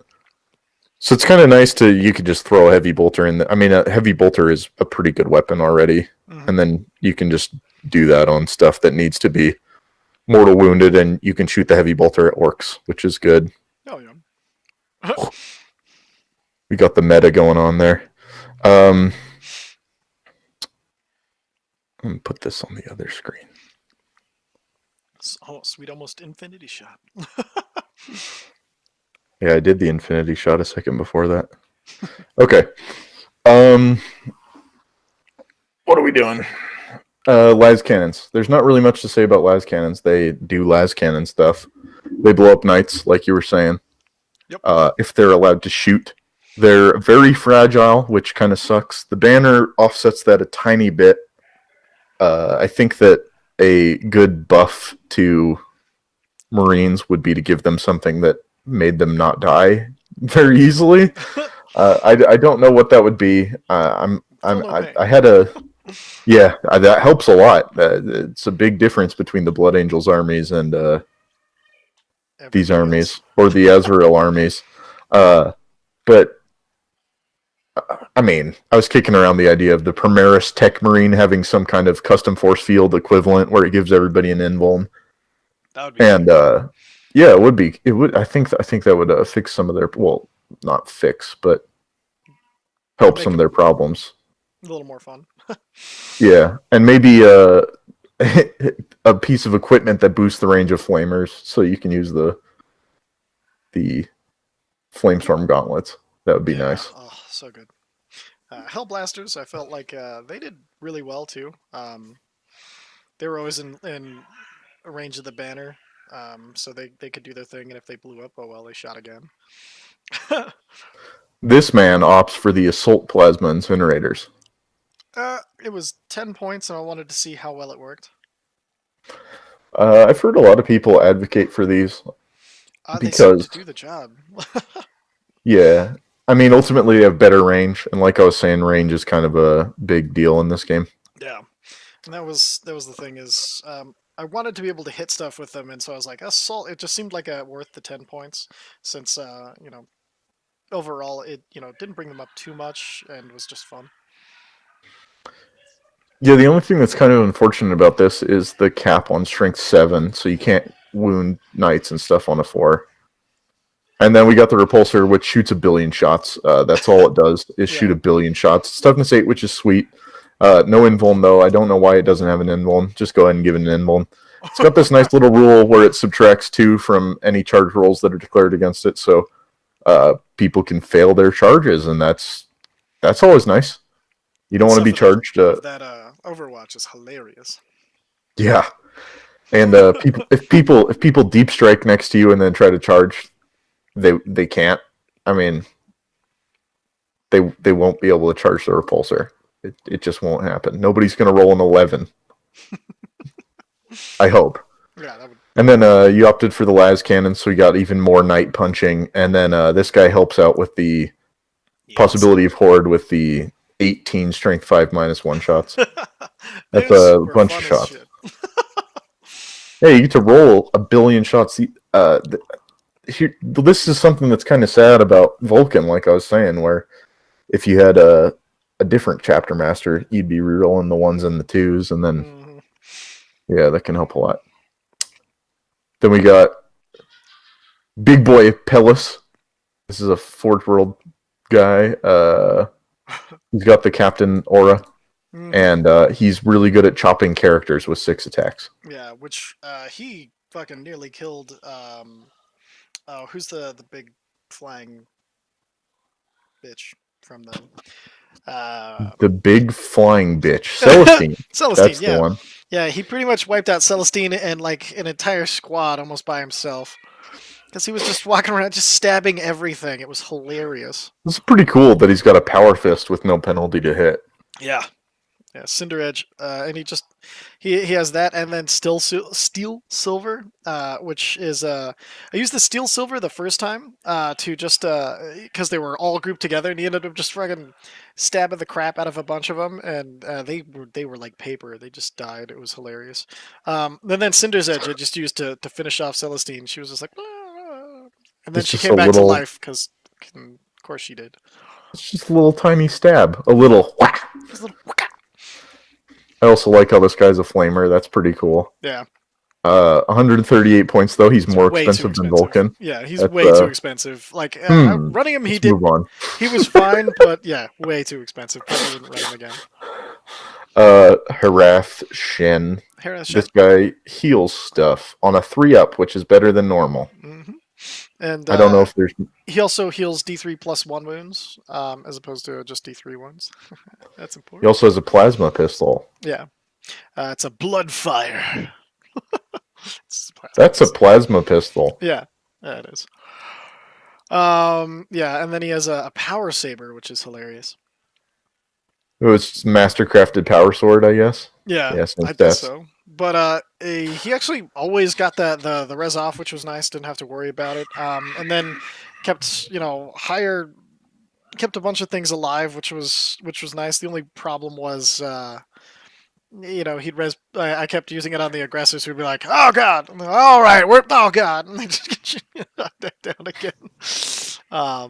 Yeah, but overall, I think he was pretty worth it because there was a few times when I didn't waste on the aggressors. I'd get like a devastator backup, and that was I guess it was two times. I used it like a devastator or on a hellblaster instead of trying to get the bigger, more high cost units back up, which was really nice. Hella. Hella, and he's not that much more expensive than a regular apothecary. I think he's only like he's very few point difference. Like 15 Yeah, points more than the Primaris Apothecary, maybe? yeah. He has less wounds than the Primaris Apothecary. No, I think he's a pretty good apothecary. The only question is if any apothecary is worth it. And this is probably me compensating for getting things out of position too much and getting too much getting killed because of my inexperience and wanting this kind of like safety blanket of, but this guy's still alive. Um, Yeah. but he's also just kind of like a good unit. I wish he had I don't know, something like a little with a little more range because like he's not one of those units who's going to be up and into a bunch of stuff, but Yeah. you know, He's not bad in close combat. He's okay. Pain Boys are a lot better. Objectively, they're vastly superior. Because they give away that feel no pain, which is way better than the apothecaries now. The apothecaries should give away feel no pain. That would be really good. That would be a nice buff to Space Marines. Friggin', it's we've solved another problem. This is gold. Why isn't GW tuning into this? Dude, Space Marines fixed. One go,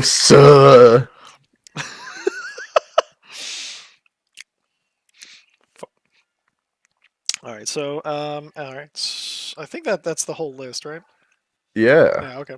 All right, so We've gone over a lot of stuff. yeah, I know, right? We're getting into That actually, wow, that yeah, burned a lot more time than I thought it would. yeah. This stuff as far as like the it's really funny. Every time I ask somebody to like come on and do something, they're like okay, and they prepare all this stuff, and then we never get to everything. So I know you My probably bad. My no bad. I prepared too much stuff. no, dude. Like I said, it's a great thing, and I'm really Well, glad that you. I Okay. think we crushed like the first hour with stuff that I didn't prepare for. So Which is the best part, but it's what the people wanted. Um, people's champ.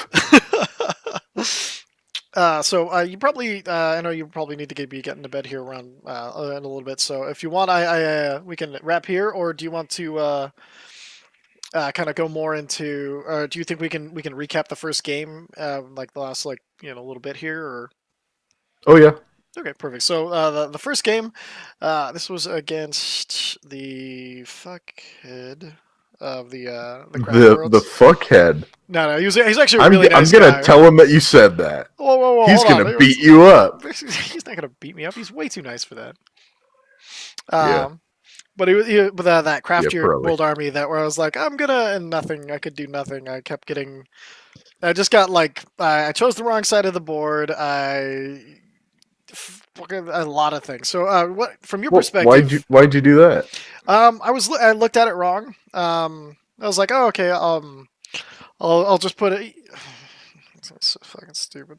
Um, like it was just one of those. I just looked at it. I was like, oh, I could just stand at the end of the table instead of standing over here.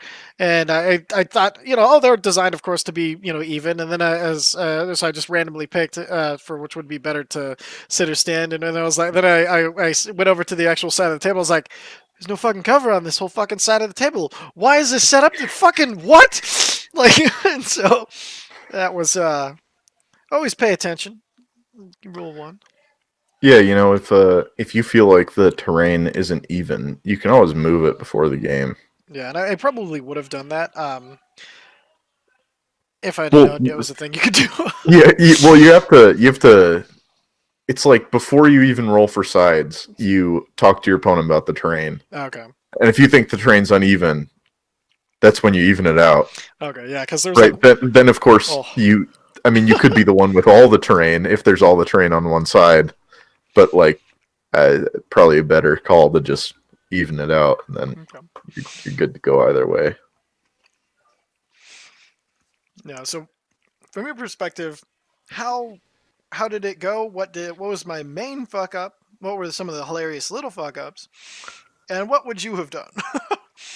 Well, I didn't see a lot of the game. I saw only a little bit, un poquito of the game, but I also played against that same list later on, and it looked like you got absolutely dumpster fired by Yeah. the Wraith Knight.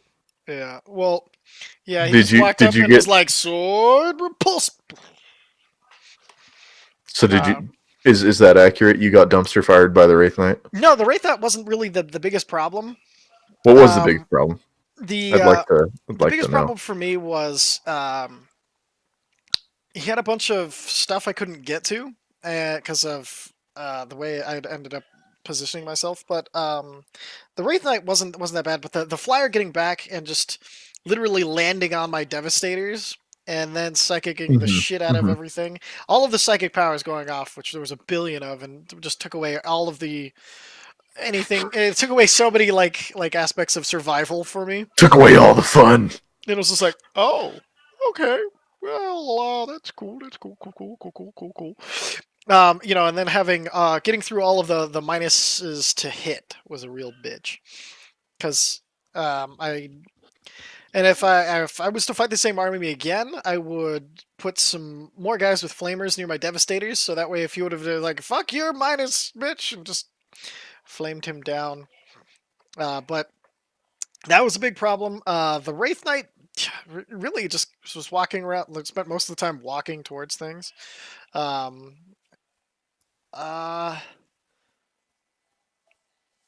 yeah, just getting through those minuses to hit was a real dickhead thing, and plus he got to go first and did significant damage to me on the first turn, which I was like, oh, how I recover from? Yeah, And did he kill the repulsor on his first turn? no, he didn't kill it until the second turn when I was bringing it forward to deliver to drop off some hellblasters in order to so that they could be in range and start firing at his giant asshole, and then Directly into his giant asshole. that's how you win. Um, Prep the last cannons, boys. but I came up too far forward and then he charged into the repulsor. And I was like, no. So if I'd have kept the repulsor farther back and just used it as more as a mobile gun platform and just dropped the hellblasters off and had them run up, then I could have kept shooting the crap out of things. But instead, I didn't have a chance. Thank you, Jeff. We needed that in chat. That's amazing. He's given us a delightful little emoji to look at. It's Oh, a delightful little emoji. yeah, right up the The asshole. the mostest emojiest. Yes. So that was kind of what happened a bit from my perspective. Also, he got really lucky with a lot of his shots. Like I brought in the intercessors, and then he's like, okay, I'll just have these guys. They have a thing where they get to shoot at anything as soon as it comes here. Yeah, Yeah, forewarned. yeah, forewarned, and then Yeah, thanks for Eldar stuff, GW. yeah, Thank just you. shot the ever living fuck out of him, and again got lucky enough to kill all three in one round of shooting. And I was like, he's Uh, forearmed. No, fuck. he was a Lighthawk except for his striking scorpions, which Yeah. were Samhan, so that he could charge 8 inches at a deep strike. The funny thing is, That's the stuff that he played. the striking scorpions got utterly destroyed. Like I fucked those things up. Like he was like, aha, and then he killed all of them. He made it in with his one the little character, and then that character just got punched to death by Marines who don't have melee weapons, but are Primaris. So fuck you. 2 attacks, bitch. Just imagine them like literally like throw down the gun. I got 2 attacks for you, punching him to death. Yeah. So yeah, it was just the minus to hits, and I didn't have good target priority because I was originally going to go after the Wraith Knight, but then with all of with that flyer in the back, just tying up everything because which was really what fucked up a lot of stuff. As I'm telling Jeff how to defeat me. You know, all that shit's like really cool for sure. But there are new leaks. Well, not leaks. There's new stuff that they're showing. Oh my god. Brand new stuff. Let's look at some new Oh stuff. yeah, fuck that. Let's look at new shit. What the fuck is that a... So this is a new librarian, I guess. Oh dude, he's badass. Apparently he's a sneaky librarian. Ooh. He looks really cool. His sword looks very Eldari to me. That But looks I like the like same the, force sword as on the but like look at this little symbol and he's got the weird yeah, that's the same angled that's on sword. the Primaris the regular. Liar. No, I'm not. Hold on, let me fucking lie. You son of a bitch. I will prove you wrong. Yeah. Yeah, I'm saying it's Witchbladey. That looks Witchbladey. You get back here and hear about how it looks like a Witchblade, you. Yeah, it looks like a Witchblade. Looks like a Witchblade. See? It's the same sword. No, I don't It's see. not the librarian. It's featured prominently. Yeah, but this one looks curved. There's a big difference. What? Oh, whatever. Okay. All right. Is there another angle of it? Because it looks the No, same. I don't. this Okay. is the only angle. Okay. I freaking love this model, It though. looks so cool. I love the just mask thing. So he's got like the Reaver thing going on. The cloak looks amazing. The cloak is the big bonus. I like how it's going over his backpack. I haven't seen him do that with cloaks yet. Yeah, it's really neat. Plus, this dynamic pose looks good. He looks very knightly. I'm stoked on it. Leather gloves and all. He looks Fucking yeah. He looks actually I will buy one. Here's the Primaris Scouts. Oh, the Primaris Well, I mean, Scouts. Eliminators are Deadeye snipers. From I mean, concealed positions. These they're kind of like no. these expert marksmen this summer, starring Vin Diesel. One way. One squad. One way. One desire. No. So I like these. No doubt these were going to come out. I mean, Primaris needs a way to replace scouts. Hopefully these are troops. It would suck if they weren't. Oh my god, they better be troops. Yeah. Primaris needs more troops for like pure Primaris. They should have. I think Reavers should be in the troop slot, but they're not for no good reason. They're fast attack, even though they suck. They super suck. they're trash. They need some serious changes.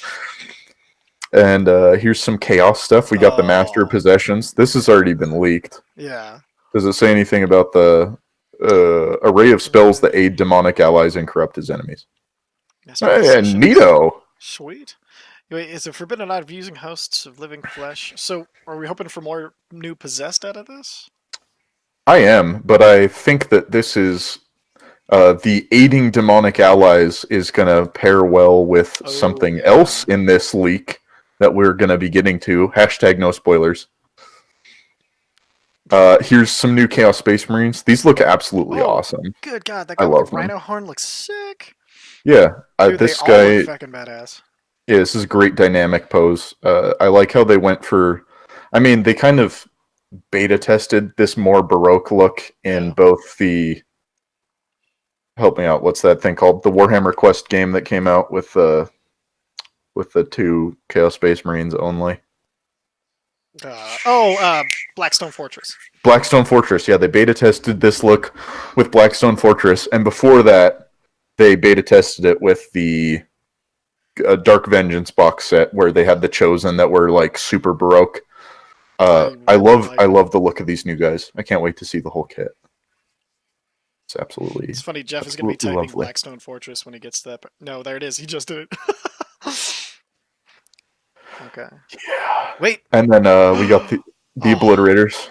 No Obliterators! No Obliterators! Oh my god, they look really good. Awesome too. They really took a lot of the design from the Hellbrute, which is a great looking model. Yeah. Fuck yeah. Okay. I need me some of those. Me too. I think we all do.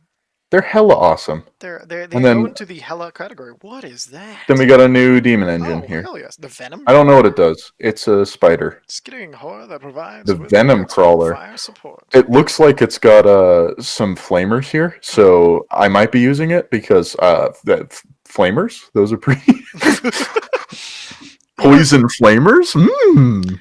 he looks like kind of like a an all chaos using blight drone from his design with the the two flamers. Kind of looks like he'd probably pretty quick.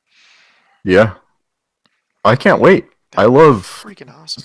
I mean, I love chaos, Yeah, obviously. I mean, who Yeah, doesn't? it does. Right? It does kind of Coolest look like a faction. Talos, but I mean, Hmm. aren't all demon engines kind of gonna look like a Talos? Because Yeah, you could definitely use that in Drakari. Oh man, no, it's only for chaos. Go away. let us have something. No, there, Wow, look, they got a. Oh, here's another rendering of a Sisters of Battle. that looks like a. It's just like a standard bearer with more steps. No. I Yeah, like but the look, it's Inquisitor got skulls skulls. in it. Inquisitor skulls. They're marked with the eye. Nothing else. Okay, that's pretty awesome. Oh, did you hear they're making a Blood Angels animated series supposedly? Gross. And it's gonna go one of two ways: freaking amazing, or good God, what the was that? Nothing in between. Bold statements. That's what we need tomorrow. All right, so we got about 4 minutes left till the top of the hour. Anything you want to? So next, I guess next week we'll kind of go over the kind of the second game. I know you got to see a little bit more of because you finished your game that time really quickly. Um, and then do you want to go over the planet? Keep planning on doing the list building and like what do's and don'ts of how you don't fuck up making a list. Yeah, I'd be happy to do that. What are we focusing more on, like the rules or on like tactica of building a list? Tactica, like because as far as rules go, rules. There's the rule book and everything like that. I don't know, It's dude. I get a lot of questions on how to build a list and the rules. So I guess if rules come up, we'll go over we'll go over some, but like kind of more of like the tactic of the thought process, how you look at units in the idea of a list rather than separated from it, and how you use them to kind of put together a good list. okay. Do you want to? How do you want to, how do you want to, because every army kind of builds differently. Do you want to focus on something or just go over like Okay, we'll concept? Is it like concepts and yeah, then how that applies to certain things, or yes, just like yeah. Basically, concept example? Is that kind yeah. Well, I guess yeah. Let's do concept example, and then like when you're going over like what type of army you want to build, what you look for as far as like what does this army do right, and the things that you want to use out of it rather than just going for the things that look cool and shiny. okay? Oh, and maybe we can well how Well, about I want to use the cool and shiny things too. I'm just yeah, saying. oh yeah, seriously, that's half the fun of making a list. And maybe we'll see if we can fix my 2000 point Sally list. Okay. How many changes are we allowed to make? As Is it many it's as you free want. range? Free range in that one. Okay. You The know, okay. Okay. and I'm just curious to see what happens now. But other than that, we do thank everybody, mostly Jeff, for watching. But gonna be doing, like I said, probably every week, probably every Thursday. Still sounding good to you? After Yeah. Yeah. yeah, you're not exhausted, never coming back out. No. No, I'm good. I really enjoy. I feel like the time really flew by. Dude, Honestly. I couldn't even believe it when I looked down and it was 9:30. I was like, "Holy no way!" Yeah. So yeah, it was super good. I'm really happy that this went really well and it was super smooth and easy. And we'll be back next week. Let's see, we'll have to think of a silly name for this. Yeah. Thanks for everybody tuning into my show. It's my show. Thanks for tuning in. Fair, It's called the My Show. the My Show featuring Ferris Wheel, guest starring Hitchhiker of the Mind. Yeah, I like this. I like this. Perfect. Can we get it in like really small letters beneath my name in huge letters though? Oh yeah, of That's course, of course. okay. Cool. Cool. Cool. Cool. Yeah. Thanks for watching. All right, take it easy, everybody. As always, any questions, you can hit us up, hit me up on Twitter and everything like that. If you want to hit Ferris up, talk to me first, and I'll ask him if he wants to Hey, I run gave with out me my through email. heroes. Except for, If except if for, you yeah, you if you can want to email write me. me an email, if you have questions, if you have something that you want us to talk about on the show, I'm super neurotic, so I'd like to get some research time in beforehand. So if you have a question and you want to send it in 3 days before the show, I'll get you an answer. Even if it's a hard question, I'll get you an answer. Even if you need to know about the birds and the bees, I'll get you an answer. After all, it's my show, so. All right, so with the end of the my show, we'll be talking to everybody later. Bye.